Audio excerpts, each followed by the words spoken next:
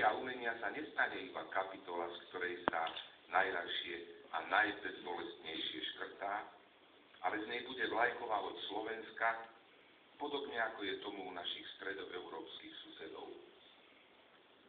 V poslednom čase sme zvykli nariekať nad faktom, že ani jedna vysoká škola na Slovensku sa nenachádza v prvej 500 rebríčka najlepších svetových vysokých škôl. V médiách sa vytvára pocit, ako by ani nestálo za to študovať vysokú školu, a ak áno, tak nie na Slovensku. Kto vie, ako by ten rebríček vyzeral, keby sa pri jeho tvorbe brali do úvahy aj finančné vstupy slovenského vysokého školstva, ktoré patrí medzi najnižšie v Európe. Vtedy by sa určite nejaké vysoké školy objavili aj v prvej svetovej 500. Zrejme niekomu, kto ovláda mediálny priestor, záleží na tom, aby odradil mladých ľudí od vysokoškolského štúdia. Ako by sme boli predurčení len na lacnú pracovnú silu a tá predsa nepotrebuje vysokoškolské vzdelanie.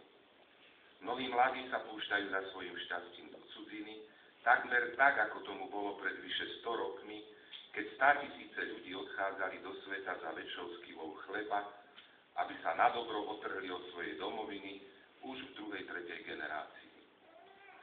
Veď nie nadarmo vtedy vznikla pieseň ako tá, kde sa spieva: Hojže Bože, jak to bolí, keď sa junáč vytratí.